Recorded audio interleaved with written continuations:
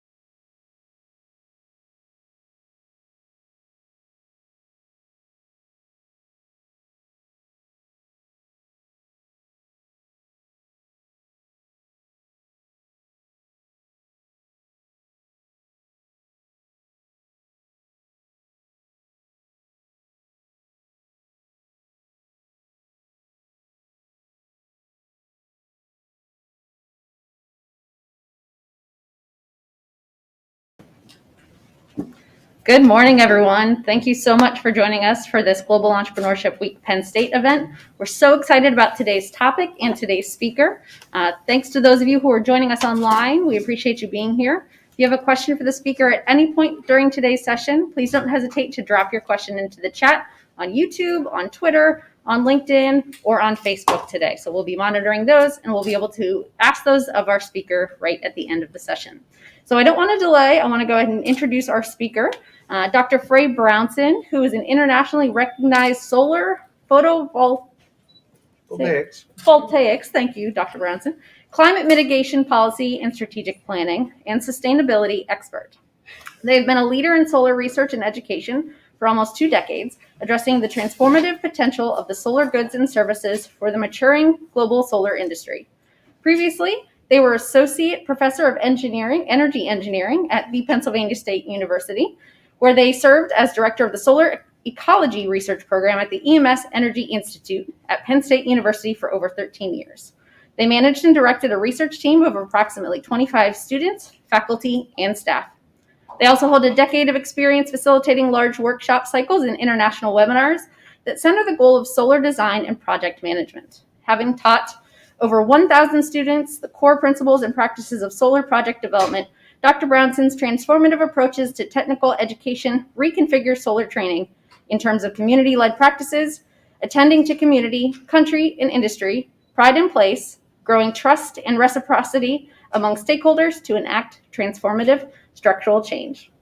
So today's session is going to be awesome. I'm going to turn things over to Dr. Brownson. Dr. Brownson, thank you so much for being here.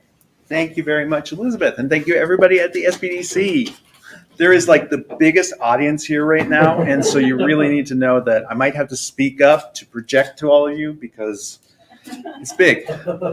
So today's talk is bullshit detection and authenticity in entrepreneurship, and it's a big part of our identity as a firm, Heliotactics, and even further, it's been a tradition in the way that I approach pedagogy, the way that I approach developing community, and has been for decades now.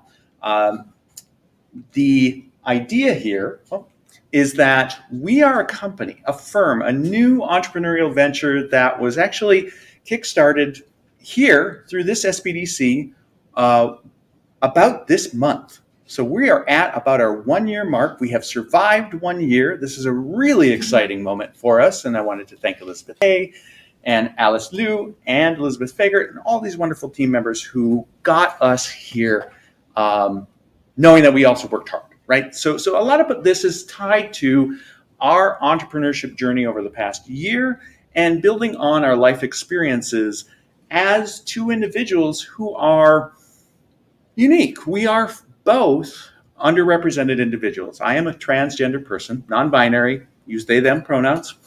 Leah is a woman of color.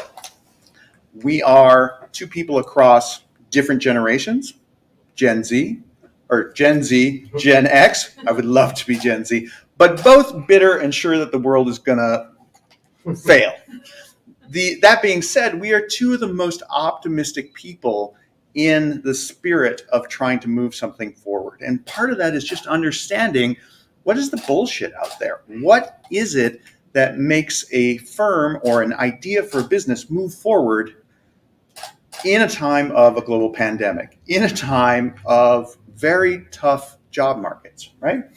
So we are this firm, Heliotactics, and we are your agile, adaptive consultants for solar electric generation and the challenges associated with energy and human resources. We just take a very different approach to it. So what I'm going to start with and what I'm going to do is I'm actually going to use us, our 2-person team, to build out a few stories and then the actual kind of learning that we've done through that and how the process of building our firm, building our relationships ties into the key strategies that we might recommend to future entrepreneurs or current entrepreneurs. So ultimately, Heliotactics, this is part of our larger business plan and vision. We actually started with the understanding that we would be very challenged to start this company as underrepresented individuals. It is incredibly hard to be heard and to be seen in an entrepreneurial environment when the vast majority is a single demographic, and it tends to be middle-aged, white, male. And the ability for us to stay true to ourselves and to stay firmly bounded by our beliefs, our values, and our principles was a really important factor to us. So yes, we do offer a product of facilitation, of engagement, and of really helping people in their understanding of how they relate to renewable energy. But at the same time, our belief system is fundamentally tied to the idea that everyone, and we understand this very intimately, everyone should have spaces to belong and thrive, to lead and to be heard. And we would add to be seen as well. And that is just not something that you can take for granted when you are actively coming from a position as a woman, a position as a person of a minority gender identity. Your presentation is different. You don't look like the affinity group that might be developing out. Our values, to us, beliefs are, how do we believe the world should work? How do we want it to work? And this is how we're going to practice. Our values are, what do we invest our bodies in? What do we invest our time in? I value my children. I invest my time in my kids, right? So values, not as like an ideal, but like as a functional tool, we believe we value justice in work practices, inclusive of gender, race, sexuality, age, and status. And we roll with that in all of our work with our clients that we've developed over the year. Our families, born and chosen, this is kind of how we roll. We roll as a family, as building communities that when we believe our families deserve to experience clean air and water, nutrition, and restorative justice indefinitely. Now, these sound aspirational, but they're not. They're actually like if you go bowling and you put the bumpers up, they're the boundaries that make sure you stay on track and that you actually do what you say you're going to do. And that functionally was the core part to really define what our vision is we, as a team, are this consulting group, but we design the most fulfilling workplaces. We have a vision for designing the most fulfilling workplaces for the new energy revolution. And we are already doing that, not just for wind energy and for energy trading companies, but we're also doing that for construction firm, and we're starting to do that also for shipping companies. So energy is so deeply tied to what we do every day that we can say energy, but ultimately the knowledge that solar is moving forward, that other renewable energies such as batteries are moving forward, are there, and it might be what gets us in the door, but once we build trust, once we are able to show our value and the way that we roll, we actually can move forward. So what that means in terms of a key strategy is to walk the talk. So we have this talk about renewable energy, about restorative justice. We walk it, we do it. And we don't do it so that we can market it. It does happen to build trust and reciprocity with our clients, but we do it because we want our boundaries set in terms of how we grow as a company. The idea here is that when you are defining in terms of an application of walk the talk, you need to, when you are defining yourself as a company and you're trying not to meet, you will have many pivots, many points of adaptability. You are trying so hard not to lose yourself or your identity and your beliefs, values, and principles as you go. You can pivot through any number of different ways that you are presenting your business plan and better understanding your clients and their pain points. But ultimately, you need to invest in the long-term relationships. So don't bullshit yourself that the next client and the next client and the next client is your thing, when in fact, if you get your first client and you build that relationship, you can actually do something really amazing. And so the story tied to that is just last week, Leah and I returned from Tampa. So we were hired by a company, a firm inside of Pennsylvania, that was looking to develop out a relationship, a business-to-business relationship. I'd like to hire you, Leah and Frey, to facilitate a day-long workshop. Okay? It's very common for us. We do an integrative design process. It's restorative. It is, in fact, very engaging, and it's not telling people what to do. It's actually building trust between the two clients. And the interesting thing was we had the opportunity to lean hard into that facilitation process and basically claim more visibility than the client, because we are the show, we are the ones facilitating and bringing together. The point of what we did, though, was to pull back, to be more muted. You got to understand, Leah and I are both very charismatic speakers. We're likable, and we could have, hogged the stage, pulled the client into saying, hey, maybe we should contract you for some of this stuff. You are also solar people, or you are also energy people. The point was, in the long term, our client was far more valuable as a long-term asset, and somebody who is already directing us to other clients actually became the source of our second client. And so this long-term understanding and building the relationship together became hugely important for us. And it became part of our commitment that we're building relationships over the long term, and one really good relationship is far better than a couple of short-term wins. It's huge. So you can really get caught up in the chase for new clients when in fact long plays end up being quite valuable, especially when you're in that pressure cooker of the first year and trying to develop your roots about what you want to do. So you need to adjust to long-term relationships and walk the talk. And it was a beautiful visit to Tampa that was paid for by our client. So I'm not complaining of leaving State College for a short time to go have a beach-facing hotel room and then to do a day-long event. And we did go out dancing afterwards. So yeah, it was good. So the second key strategy in bullshit detection, so that first one is really like, don't bullshit yourself that you are that fancy, that great, that you can't spend time developing a long-term relationship with a client. Be authentic and be there for them, and keep building that trust. You're going to hear a lot because it's in the bio as well, but trust and reciprocity is a fundamental thing. And that's actually something that's tied to Nobel laureate Elinor Ostrom, one of the first women to win the Nobel Prize in economics, who found that building communities is foundationally based on trust and reciprocal relations. And that's what we're trying to do. The second part of Heliotactics is actually finding the problem that we were doing. And we went endlessly back and forth with Elizabeth and Alice and others trying to find what the problem is, because we had so many solutions and the solutions were so awesome and nobody gave a shit. And the problem had to be much more tied to, as we hear this over and over again, the pain point of the client.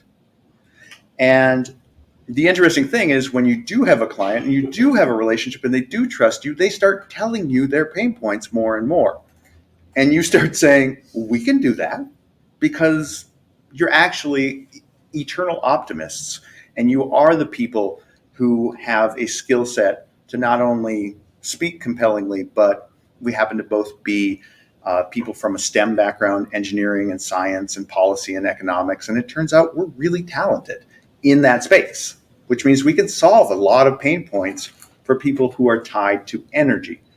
And as it turns out, most industries are really worried about energy and how they're going to afford things and what they're going to do as the market electrifies, as we get electric vehicles.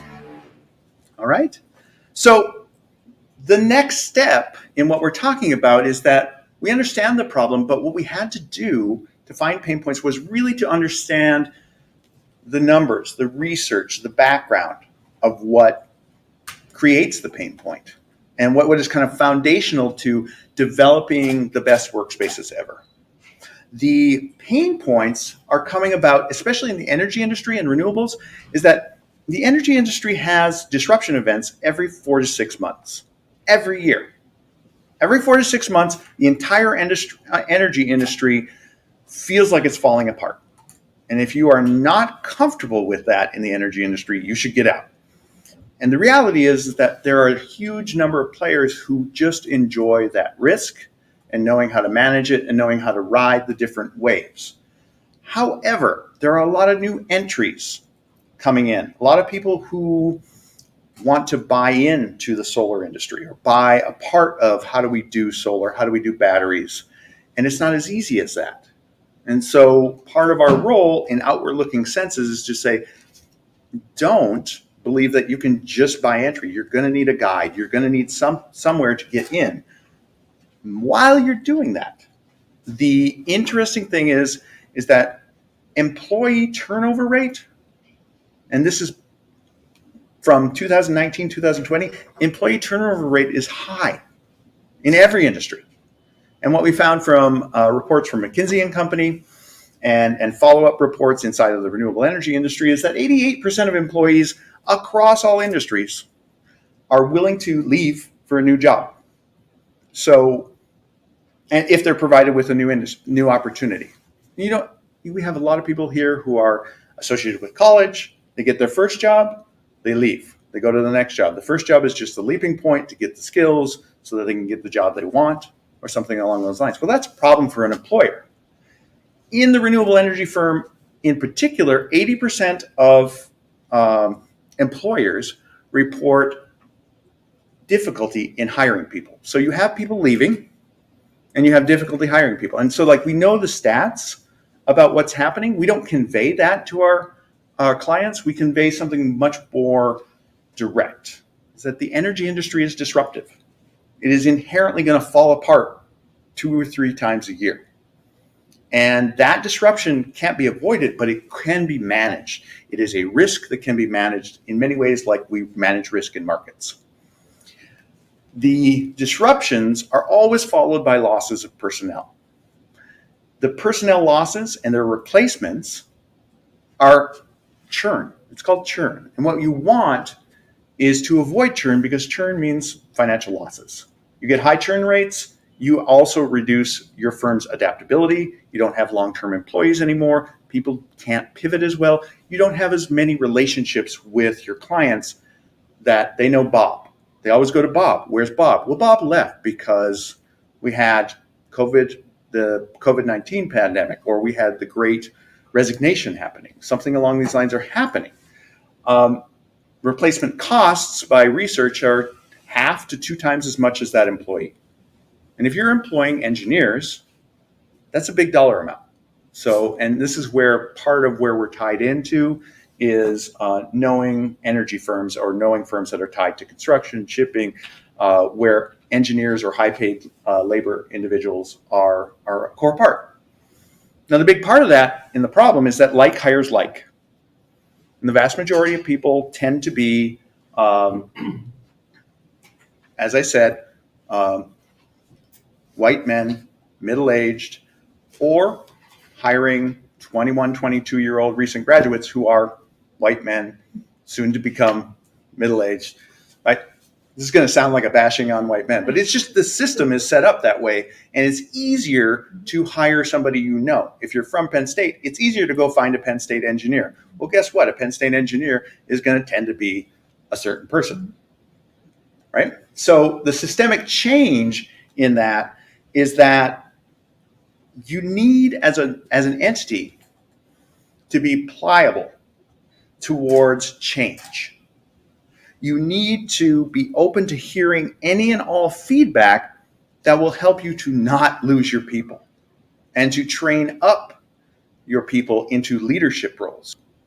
There is a big tradition in engineering by itself, which is if some engineer leaves, we can hire another one. There's always another one to replace it.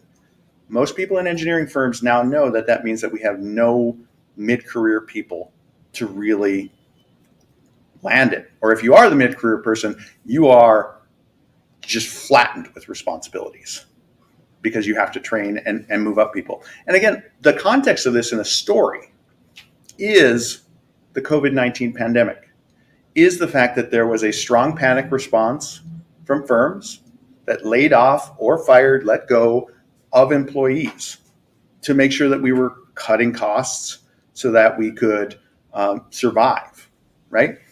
But what that signaled, which then was a knock-on effect to the Great Resignation, is what kind of loyalty do we as a company have to our employees?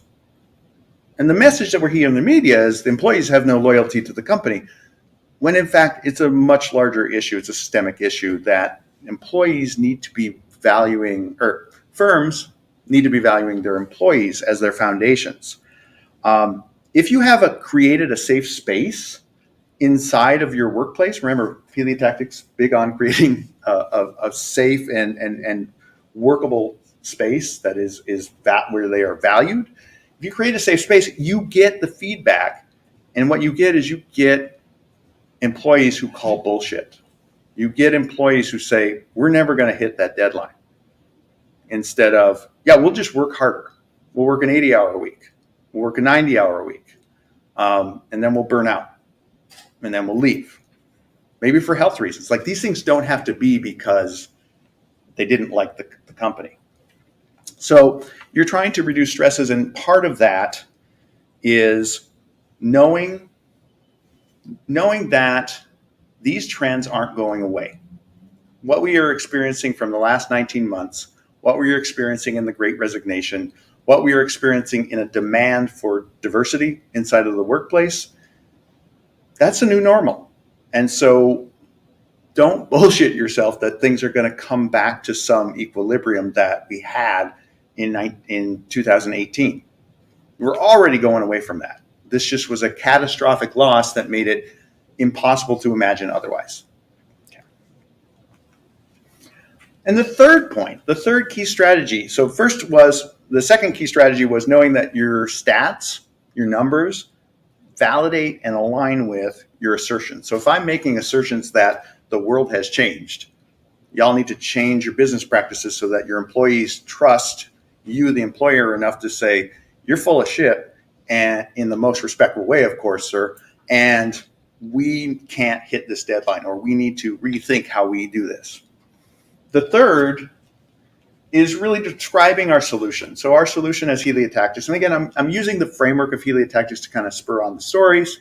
This is not about our firm. This is about the larger context of how do you survive in an entrepreneurial sense when you are trying to start a company in like the worst of times, and you already know, keep in mind, that the two co-founders of Heliotactics are underrepresented people.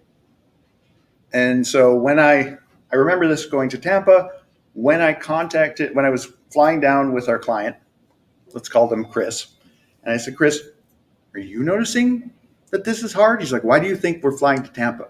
We're doing anything we can to find a new client so that I can pay my rent and move forward. And this is a person who has it all in terms of like life experience and entrepreneurship and starting companies and stuff like that, and networks and connections. And he's having a hard time. And we're a Gen Xer and a Gen Z who are functionally very different from the norm. So we have to face reality. We have to be constantly vigilant and not blowing smoke up our butt to understand what are the strategies that are going to work, because we are optimistic, we are full of energy, and we are succeeding. Okay? So the third, our solution, is tied to this idea that what I was just saying, employees are it. Your clients are great. Clients will bring in money, pay the rent. Your employees will keep you surviving. Your employees are the foundation, whether it's just two or one. Knowing that your employee is the foundation is key. So we have a strategy where we make our employees our foundational resource. And when we facilitate and when we consult to the employees who are doing the work, not the CEO. We'll talk to the CEO and we'll be the bridge to say, like, reality check. You have a goal of doubling this company's income in the next 5 years. Bob has to make that happen. Does Bob trust you enough to actually call it out? and to say, how are we going to think outside the box? How are we going to do new things? The story here is Kodak. Nobody wants to be Kodak. Okay? And for more historical reference, we're going to add in that Leah grew up in Rochester, New York, home of Kodak. And so Leah likes to say, I am Kodak, right? Like just in terms of like this story is etched into people who grow up in Rochester. But functionally, the Kodak company, enormously successful firm, made the city of Rochester huge and amazing. Lost everything. We don't even think of Kodak anymore as a camera company necessarily, right? But they owned everything. They had research foundations that were tied to everything. And they invented the digital camera. Inside of Kodak, an employee invented the digital camera. The board of trustees had shifted at that point in time. It was no longer managed in a research forward way. And they were trying to cut costs, and they were trying to conserve the market that they had based on film, and they buried the digital camera. And in burying it and not hearing their employee and trying to move that forward, in not valuing their employee who gave them the golden egg of the future, they stayed conservative. They did not flex in the new environment, and they lost everything. Nowadays, Kodak is used as a very classic story of you don't want to be Kodak, just like you don't want to be Blockbuster. You want to be Netflix, right? But in this case, in this particular case of Kodak, it's particularly special to us because it is employee tied, and your employees are your foundation. And so nobody wants to be Kodak. At the same time, we're in a really hard time of a pandemic, of an environment where we have the Great Resignation, lots of people understanding that they can find jobs in other ways, that they can create careers in other ways than the traditional route. And we have knowledge from our own research that diverse companies are more successful. And yet you as a firm don't have time to go find diverse individuals. You hire a recruiting firm. What you don't know is you're actually hiring an AI, artificial intelligence, that is selectively programmed to preferentially bring in the same types of people that you've already had. Okay? You have to create the space for people to speak their thoughts, to call out the bullshit, and to help streamline your business. And good Lord, if somebody gives you a digital camera idea, you give them some space to try. Right? Especially if you're as big as Kodak or were.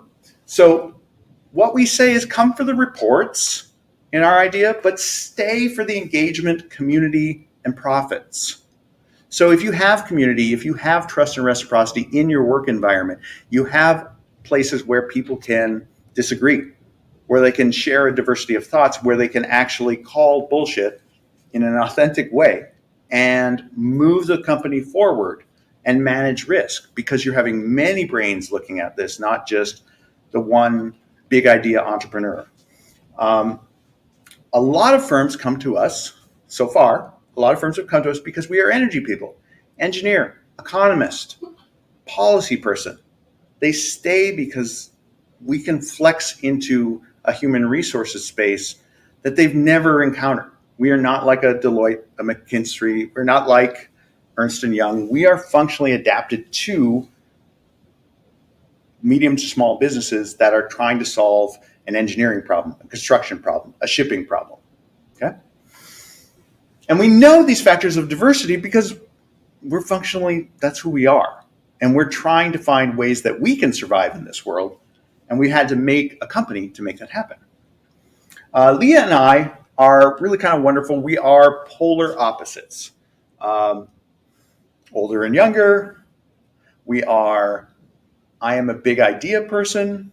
Leah is very logistics. So I have the big crazy idea. Leah figures out the logistics to make that idea happen, to make it land. And I see Elizabeth is laughing in the back because she knows that when I was without Leah in my earliest conversations, I only had big ideas and they never went anywhere. And so I found I found my person who is my business partner, who is equally capable, and it's because of our diversity of thought in leadership. And leadership, right, does not mean administration. Leadership in terms of diversity of thought, really, it comes out of diversity of identity and your life stories. A Rochester life story versus me, which is growing up in North Dakota, very different life story. And if you cultivate leadership in your employee base as you grow, engaged employees are bullshit detectors. A valued employee will actually call out when they think something's not going to work. They'll have a reasoned argument for it. They'll probably have data for it. If they are not comfortable in speaking up in an entrepreneurial venture, you're really in trouble. Like if I had a person like Leah who couldn't speak to me, who thought there was like a hierarchy in there, that she couldn't say I was full of crap, that would be a problem. We would have burned out early. We're now, in a sense, building on a lot of little wins, but little wins that are leading to long-term relationships. And what we found over the year, and this is, again, early entrepreneurial wins, each firm experiences team development hurdles. So you have a team, small team. This is not like a 30-person employee thing. This is 2 people for us. Our team has hurdles, and it can make or break our competitive edge. We keep looking for ways to reinforce our competitive edge that specifically addresses our current and potentially future clients' pain points, right? We build trust and reciprocity. We adapt. And so our services that we offer at Healy Tactics have shifted quite a bit in the last year. So bringing it back together, the summary that I have here are, we've got 3 entrepreneurial strategies that I will suggest to you. And they are walking the talk, the first problem that I talked about, which is like set boundaries for your firm. Know your beliefs, values, and principles. These are not ideals. These are actual engineering boundaries that set up where you will go and where you will not go as a company. And it tends not to be a type of skill. You'll learn a new skill if you need to learn a new skill, but you won't, say, support a type of research or consulting project that goes against your basic values. Know that your stats, that your numbers authenticate your assertions, so that your numbers, like if you get pushback, if you get a client who really is like, I don't believe that that's the case, I believe that I can hire new people and that will be cheaper every time. Well, that's great. I'll just go back to the data. And if you would like to work with me on that, we can actually talk about how what we know from experiential research, from larger consulting firms, is that no, you should invest in your employees, in retaining your employees or training your employees, especially at this time when you, the employer, are out of luck, because any engineering employee knows that they can leave the company that they're in and find another place. And if they're young, let's use engineers just for a moment. If they're young, they really don't care where they move to next, right? If it has a city with good food and, a fun place to hang out, or if they like the country and they like to hunt, engineering firms everywhere. The firm is the one that has the problem, which is why it's hard to hire people. And then the third is tied to employees. Make employees your foundational resource. So in the energy world, we talk about resources, and we work with renewable resources, light, wind, renewable electricity, cycling. The best renewable resource you have are your employees. If you burn through them as a non-renewable resource and keep thinking that you can just extract new ones, you will be setting your business up for a failure. You will be the next Kodak. People are smart. And the weird part about it is we have grown up in such a time of validation of a person's skill only by their college education or only by their pedigree, that we leave a ton of employees, potential employees, who might be on the line in a company and could be moved up into a different position, people who know the work at hand and could be moved into the board. We lose those people and we lose those voices, and our diversity of voices, our diversity of thought is lost. And the reason I've got the picture up on the side here is because Heliotactics itself as a firm is actually way older than the one-year company that we have. It's actually an identity, a group identity, that was called the Big Fab Solar Collab. So as I was a faculty at Penn State, we very early on shifted our entire way of doing business as a research lab, as an educational space, as a service space, to being a collaborative. Because we didn't have money. If you wanted to do solar in 2007, when I started, no money. So you have to find other ways to do things. Turns out it's a great entrepreneurship technique when you have no money, is rally people together, start building off of intellectual diversity. And in the room that we had as a lab, the basement of a building, windowless basement for solar people. We did not design our workspace of 25 to, we went up to 50 people. We did not design that workspace to be a diverse workspace. It was a space where you could belong, and a diversity of people came because they went, hey, there's a sign, literally a sign, painted on one of the ventilation shafts that said, if you're here, you belong. And they greeted that every day they walked into that space, and nobody was turned away, right? So it was, if you're here, you belong. If you want to stay, that's your option. You could leave, but we're not going to merit-based, hold you back. And what happened was we kept studying systems. We kept studying solar and why is solar not growing, or why is the energy industry not quite coming into its own. And the biggest finding we found is it's people, it's employees, it's the way that people are valued, it's the role of people, communities, and shared places to belong. And so if you want to talk about Heliotactics as a firm, we create places to belong. We facilitate you, the other firm, the client, or the business to business, to have a space where you belong. Whether it's a one-day workshop in Tampa, that room was very safe for a CEO, a worker, another client, their supporting factor to feel they belonged, to feel they were safe, and we as facilitators made sure that was maintained. And ultimately, a lot of the grounding is authenticity. A lot of this talk was facilitating us to say bullshit 26 times in a public speaking space. But also, no, I know. But also, it was to open up the space for discussion, for questions.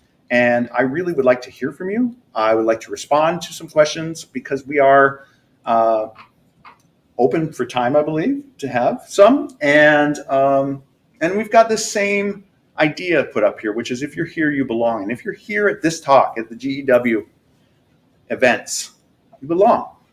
Which is not a feeling that entrepreneurs necessarily always feel. It's a high-risk environment. And with that, I would first like to make sure that I thank Elizabeth Fagert, who gratefully found me just hanging out one day in the Bellefonte area, and we got to talk and got to this event. So thank you, and thank you to the SBDC.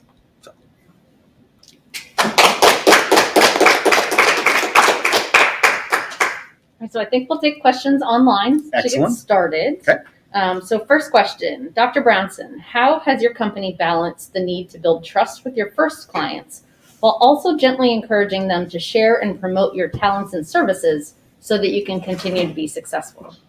So we build trust with that first client because we already had an existing relationship. A lot of what your first client probably is working from a friend or a person that you've built a connection with over time. What we worked hard to do was to, do small favors, ask for small things in return, start building a relationship where trust could happen, not from a financial exchange, but from the ask. It's a standard process in building a network anyway, and we just ultimately committed to that with our first clients. And as we went, we got, hey, I've got an opportunity for you. I mean, and the very first opportunity that was offered to us by the client that I'm speaking of in particular was, I think you should meet up to try something with this other client. And so in effect, the idea of going to Tampa to facilitate, we're doing that at a lower rate financially than we would maybe ordinarily do. But we know that this client is trying to survive at the same time. And if we have a network of clients who do survive the pandemic, the great resignation, the supply chain disruptions, then we have a long-term client that we already know has already signaled to us that they will feed us other clients because they don't see us as a threat, as a new potential competitor. They see us as part of their team to make them more effective as a small entrepreneurial venture. Is that good? Absolutely. What do we have next? We Any have some questions? questions from the audience. I have a question. So the whole talk is about authenticity, right? Yeah. And we know that authenticity builds trust, but what happens when authenticity causes conflict, and how do you avoid those situations? You don't avoid the conflict, you burrow right into it. So if authenticity builds conflict, and that is actually something that has happened for us recently, okay? Same case. We're facilitating, person comes in, says, well, who do you think won in this thing? Your company or Heliotactics? Because we were very charismatic and all this stuff. And there was a point where we potentially have new client relationships in the future with the company of the business to business. And my point was, well, let's lean into that, because how did I not signal to everybody that we're here as a facilitator and we were doing everything we could to step back? So I dressed more conservatively. We did not go to lunch with them when it was like the business to business. We're going to go for lunch. Do you want to come with us? No. We're going to do these things. What do you want to do? And so we processed through that because there was a conflict. And I said, ultimately, client, I need you to handle this with this person because this person is another client of ours. You need to know that we don't work that way. And so you're leaning into the conflict through your authenticity.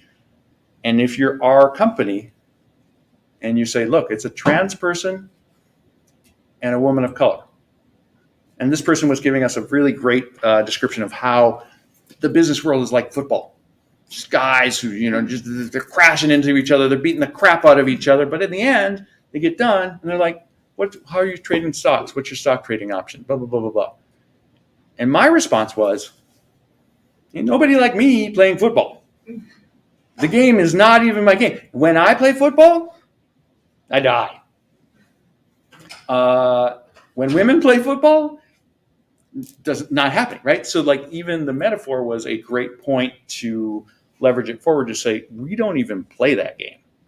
And to ultimately use vulnerability as an authenticity tool, as a leverage to be like, it's not like saying you don't have to worry about us. It's like saying we literally die when we play that way as a trans person. So I need to know a different game and I have to play a different game, as do people of color, Black and Indigenous people, as do women. It's a different game. If you know that you're playing different games and you use that authenticity to actually convey that, you actually can make the trust even deeper, which is what came out of it in that particular case. Great question. Yeah. That, and I like to fight with engineers. Engineers like a good argument. So, yeah. I have one more. Yeah, absolutely. Okay. So yes, I was nodding when you were talking about how different you and Leah are, and how she kind of fills in some of the gaps that you may have been lacking. There are many gaps, and we know that. But do you have any advice for people? It's hard to see your own weaknesses sometimes. So if you are looking to identify those gaps, do you have any advice on identifying those gaps in your own leadership style? Yeah, you make sure that you find somebody who to partner with who's ruthless, truly ruthless at calling you out. Sometimes it's a partner. Sometimes it's somebody that you've known for many years. I've known Leah for many years. We built a lot of trust together, and neither one of us holds a punch at all when we talk to each other. Leah is the only person in business who could tell me to sit down. When I'm right in the middle of a talk like this, Leah could call me out and say like, whoa, right? Hang on. Boom. Done. I'm used to being a professor on a stage for 13 years. I know how to hold an audience. I know how to capture space. And I know how to never slow down even when there might be bumps. I didn't understand that. But Leah is one of those people who can just stop things. And at the same time, Leah is the person who can say, you have a gap here. You're going to work on that. I'm going to work with you on that so that you fill that gap so that we can replace each other's places whenever we need to. So we are using this year and using future years to constructively build into our weaknesses are and to use the strengths of each other to fill in. And so, I think, again, it goes back to a weird space for me in that when you already grow up generationally as myself, as a Gen Xer or a Gen Zer, you know that you're screwed. You have a sense, you're like, it's all going to go bad. So any wins are like really big wins, and in that sense, I find it really comforting that I have a business partner who immediately can tell me whatever. And we actually had that before in the collaborative with all of our students. So this isn't only Leah, but yeah. Yes, please. Go What back if a to the- business owner is unaware that their employees don't feel encouraged to speak up? Do you have any suggestions for how that employee can broach those difficult conversations? Yeah, it's not the employee's responsibility, it's yours. So the employer needs to create the environment. The employee, that's not their job. And if you are an employee from an underrepresented space, it's doubly not your job because underrepresented employees coming into workspaces have to do two jobs. They do their work and then they do the work for you to make the space possible for them to even exist. So if you do the work and create not mixers, not we're going to go have a let's fall back into each other trust relationship or something like that, but you actually go for beers and or beverages of whatever your choice is, but you buy them and you don't make it conditional on the way that you're talking. Quite honestly, and this is what I do regularly and why I do the talks the way that I do, I swear. And I do it on purpose because if you actually swear, you will get a person to relax a little bit. Yeah. Because they know like, oh, okay, well, this idiot can swear, I can swear. Because they are smarter than you. So about a lot of things. So those are part of the things that I think of. Does that answer it? And then this one. Yeah, I just had a similar question. So I teach for a College of Engineering. Right. I teach engineering students. Yep. A lot of my students are white males. Yep. And we have a lot of and we're trying to start recruiting. Right. So I would what's one thing we can do in our recruiting process to attract a more diverse, student Have body? more diverse students. Your best recruiting is to have people there. So you have to have people to get people.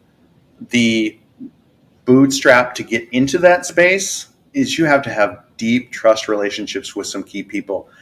And you cannot possibly hire or bring on one or two, right?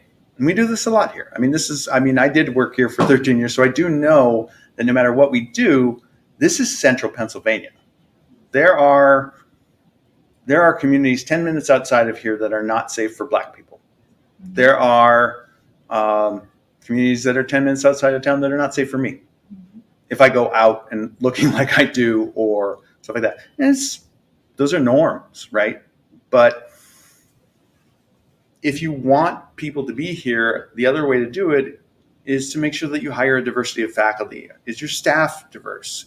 Are your faculty diverse? And the reality is, no, they're not. And so there's no signals. So you're signaling with personnel and using the argument inside of an academic institution like ours to say like, well, we want the best person.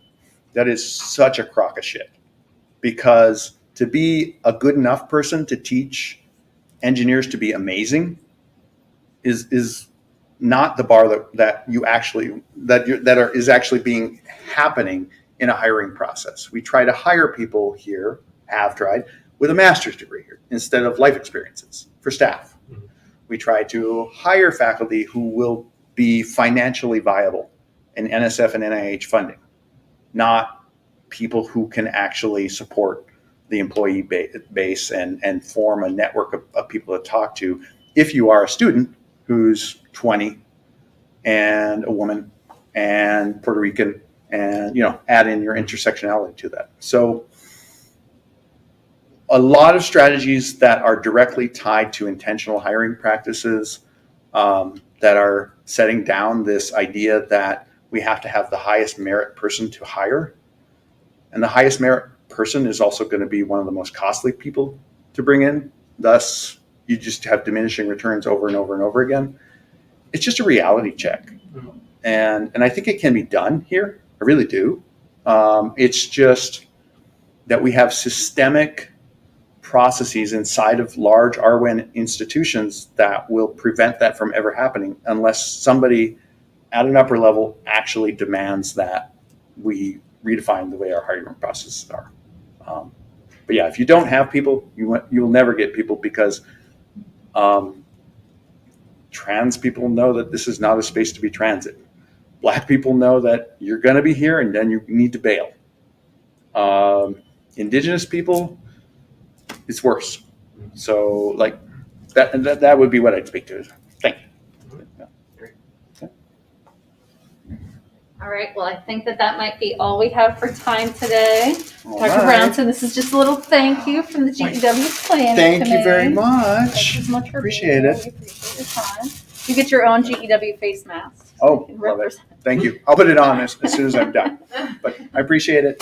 Thank I'll you very take much. that clicker. Thank you so much. There's your clicker. Always lovely to see you. We appreciate it. Here's Dr. Brownson's contact information. Please make sure that you connect with them and Leah. Great services, great information, and great resources. So at this point, I want to preview a few of the upcoming events that we have this week. One thing that I would love from each of you in the virtual audience is to provide us some feedback. So if you scan this QR code, it'll take you to a very, very quick survey that will ask you for a little bit of input on your experience here at GEW today. It will also give you the opportunity to provide us with some suggestions for future topics. So we would certainly appreciate your time in taking that brief survey. Next, later this evening, we are hosting one in-person event this year, strictly in person. It is a community networking night here in State College, Pennsylvania at the brand new Penn State Innovation Hub at 123 South Burroughs Street in State College, Pennsylvania. It's a beautiful new building. We are currently in the Penn State Innovation Hub. This is actually the Happy Valley launch box powered by PNC, which is located on the second floor of this building. We'd love for you to come check it out in person, connect with some local entrepreneurial networking groups. Penn State students, faculty members will be a great way to just sort of mingle, have some appetizers, and enjoy ourselves. Then later throughout the week, we have multiple events scattered. This QR code on the screen will share with you all of those great events hosted not only by us here at the Penn State SBDC, but also our campus and community partners. So we hope you enjoyed today's events. Thank you so much for joining us again. We hope to see you at an event soon. Bye-bye. Yay.